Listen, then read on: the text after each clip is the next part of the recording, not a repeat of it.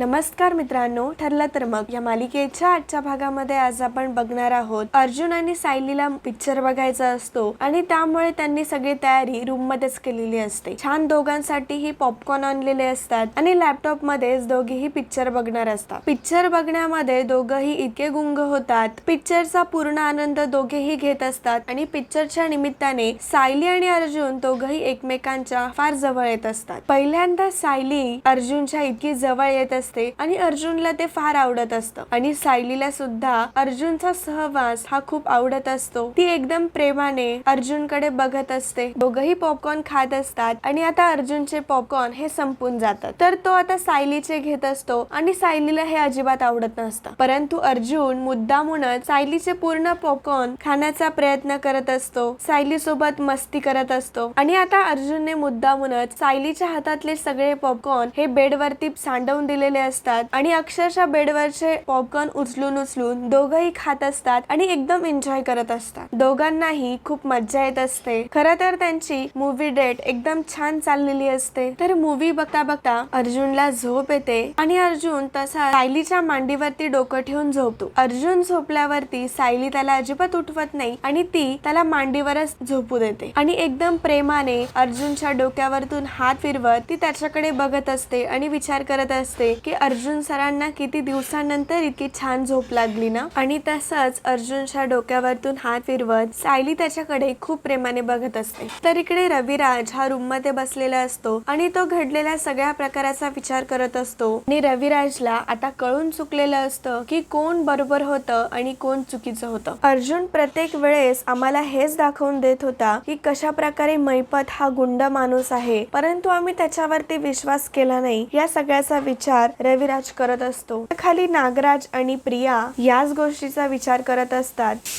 नागराज प्रियाला म्हणत असतो की जा तन्वी, तू दादाशी बोल, त्याच्या समोर आपली बाजू सेफ कर, नाहीतर तो आपल्या दोघांनाही घराबाहेर हकलेल। तर प्रिया घाबरलेली असते आणि प्रिया म्हणत असते की तो तुम्हाला कशाला हकलेल बाहेर, तो मला हकलेल। अर्जुन त्या मैपत पर्यंत पोहोचलाय ज्या मैपतला आजपर्यंत कोणीच एक्सपोज करू शकलं नाही आणि अर्जुनला आता मी तन्वी नाही प्रिया आहे हे कळायला कितीसा वेळ लागेल आणि प्रिया फार घाबरलेली असते, कारण आता त्यांना कळून चुकलेलं असतं की अर्जुन आणि सायली मिळून काहीही करू शकतात। प्रिया नागराजला म्हणत असते की हे बघा हा, जेव्हा अर्जुनला समजेल की मी प्रिया आहे तन्वी नाही, तेव्हा मी तुमचं सुद्धा भांड फोडेल आणि मी सांगेल सगळ्यांना की रविराज किल्लेदारचा ऍक्सिडेंट तुम्हीच घडवून आणला। हे बोलल्यावरती नागराज फार घाबरत असतो, कारण प्रिया खूप जोराने बोलत असते। तर नागराज आता प्रियाला रविराजच्या रूम मध्ये काढून देतो। प्रिया रविराजकडे येते आणि रविराजला म्हणत असते की बाबा, आज मला तर खूप मोठा धक्का बसलाय। आपण त्या मैपत चिकरेला किती चांगला माणूस समजत होतो आणि नेहमीप्रमाणे नागराज दरवाजाला कान देऊन सगळं त्यांचं बोलणं ऐकत असतो। रविराज म्हणतो की हो तन्वी, मी पण त्याच गोष्टीबद्दल विचार करतोय की मला किती अभिमान होता की मी लोकांना खूप चांगलं ओळखतो, पण मीही त्या मैपतच्या जाळ्यात अटकलो आणि त्याला ओळखण्यामध्ये मी चूक केली। शेवटी काय करणार, मीही माणूसच आहे, माझीही चूक झाली। तर म्हणत असते की बाबा, अर्जुनने तुम्हाला आधीच पुरावे दिले होते, ही गोष्ट तुम्ही मला का नाही सांगितली। तर रविराज म्हणत असतो की तन्वी, काही गोष्टी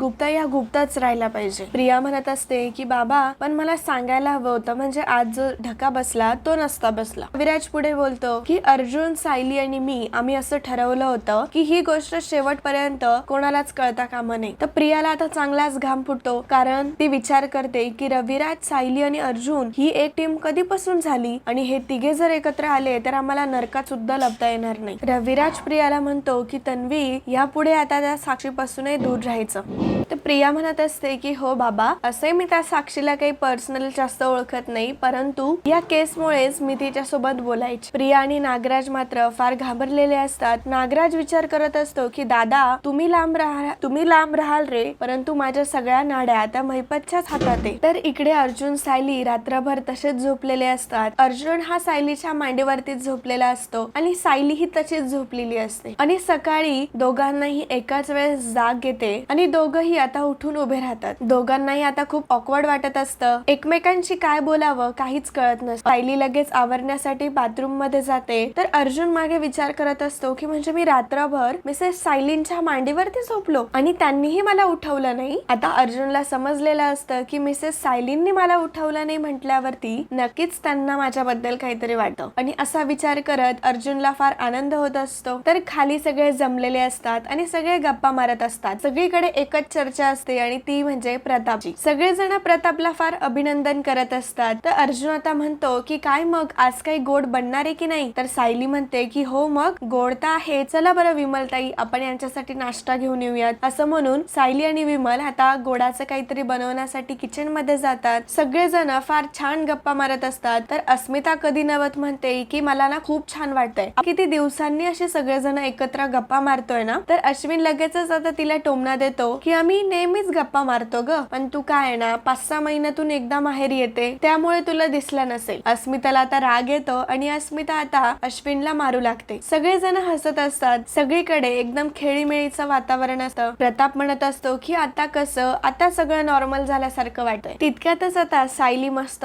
गरम गरम उत्तप्पे आणि शिरा घेऊन आलेली असते, त्यामुळे सगळे अजूनच खुश होतात आणि सगळे आता नाश्ता करायला बसतात. तर तितक्यातच आता तिथे रविराज आलेले असतात आणि रविराजला बघून सगळ्यांना फार आनंद होतो. प्रताप म्हणत असतो की अरे रविराज बरं झाला तू आला, मी तुला फोनच करणार होतो. तर रविराज म्हणतो की हो काल कोर्टामध्ये काही व्यवस्थित बोलता आलं नाही त्यामुळे आम्हीच स्वतःहून घरी आलो. तर सगळ्यांना प्रश्न पडतो की आम्ही म्हणजे, कारण रविराज तर एकटाच दिसत असतो. तर रविराज सांगतात की मी आणि चैतन्य पण सगळ्यांसमोर येतो. चैतन्य तर एकदम शांत झालेला असतो कारण चैतन्याकडे बोलायलाच काही राहिलेलं नसतं. रविराज अर्जुन जवळ येतात आणि अर्जुनचं कौतुक करत म्हणतात की अर्जुन काल तू जे कोर्टामध्ये सगळं मांडलं ना ते खूप भारी. रविराज अर्जुनला म्हणत असतात की अर्जुन काल एवढं नीट नाही बोलता आलं, परंतु तू ज्या पद्धतीने महिपत बद्दलचे पुरावे कोर्टात मांडले ते खरंच खूप कौतुकास्पद होते आणि एकदम मनापासून अभिनंदन ज्युनियर. रविराजने खूप दिवसांनंतर अर्जुनला ज्युनियर म्हटलेलं असतं आणि अर्जुनचं इतकं कौतुक केलेलं असतं त्यामुळे सगळ्यांना खूप आनंद होतो. रविराज म्हणत असतो की आतापर्यंत मी महिपतला ओळखू शकलो नाही, त्याला ओळखण्यामध्ये मी खूप मोठी चूक केली. सायली म्हणत असते की जाऊ देत ना, पण आता टळलंय ना ते संकट. तर रविराज म्हणत असतात की ते संकट टळलंय ते फक्त माझ्या स्टुडंटमुळे, अर्जुनमुळे. अर्जुन तू तर गुरुच्याही पुढे 4 पावलं निघून गेलास. रविराजच्या डोळ्यात पाणी आलेलं असतं कारण रविराजचा आता अर्जुन बद्दलचा खूप मोठा गैरसमज दूर झालेला असतो आणि या सगळ्याचा सगळ्यांनाच आनंद झालेला असतो. सायलीलाही खूप आनंद वाटत असतो. पूर्णाजी म्हणत असतात की हे सगळं मान्य करायला पण खूप मोठं मन लागतं. आता चैतन्य अर्जुन समोर येतो आणि तो अर्जुनला म्हणत असतो की अर्जुन रविराज सरच म्हणतायत की माझी इतकी चूक झालीये, त्यांच्यापेक्षा जास्त तर चूक माझी झालीये, त्यामुळे अर्जुन मी पण खूप चुकलो. असं ना चैतन्य आता अर्जुनची माफी मागतो आणि त्याला अभिनंदन करतो. खरं तर चैतन्याला आता त्याची चूक समजलेली असते आणि हे सगळं बघून सायलीला आनंद होतो आणि ती मनामध्ये विचार करते की चैतन्य भाऊजी आम्ही आता लवकरच त्या साक्षीचा सुद्धा खरा चेहरा तुमच्या समोर आणू आणि तुम्हाला या सगळ्यातून बाहेर काढू. तर रात्रीच्या वेळेस अर्जुन आणि सायली रूम मध्ये असतात. अर्जुन एका पेन कडे एकटक बघत असतो. सायली विचारते की अहो सर त्या पेन कडे इतकं काय बघताय. तर अर्जुन सांगतो की मिसेस सायली तुम्हाला माहिती का हे पेन माझ्यासाठी खूप खास आहे आणि हे कोणी दिलंय. सायली म्हणते की कोणी दिलंय. तर अर्जुन सांगतो की मला हे पेन सिनियरने दिलंय.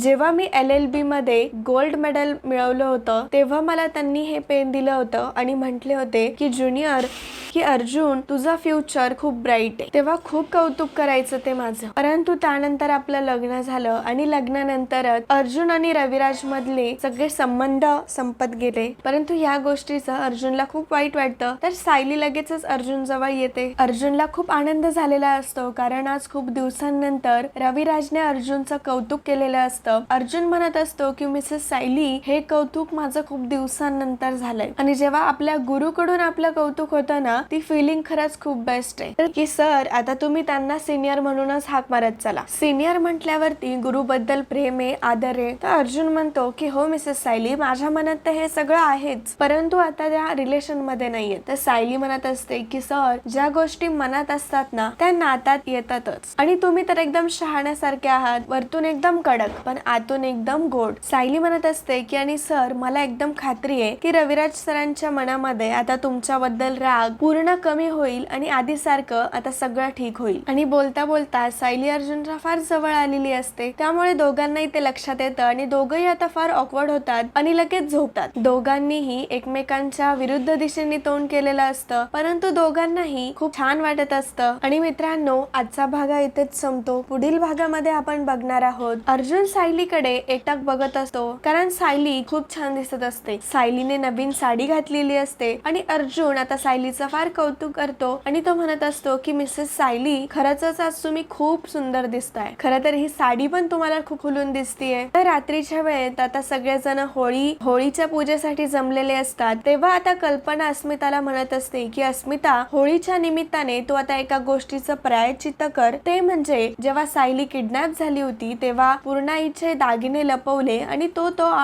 तो आळ सायलीवरती घेतला. ही तुझी खूप मोठी चूक होती आणि आता तू त्याचं प्रायश्चित्त करायचं आणि त्याची शिक्षा म्हणून आता तू सगळ्यांसमोर सायलीची माफी मागायची. तर अस्मिताचं नाकतोंड लगेच गोळा होतं. तर मित्रांनो, तुम्हाला काय वाटतं? अस्मिता खरंच सायलीची माफी मागेल का? अस्मिताचं मन इतकं मोठं आहे का? आणि तुम्हाला काय वाटतं ना, ते आम्हाला कमेंटद्वारे नक्की कळवा. आणि मित्रांनो, असेच मालिकेंचे डेली अपडेट बघण्यासाठी आताच आपल्या चॅनलला सबस्क्राईब करा. धन्यवाद.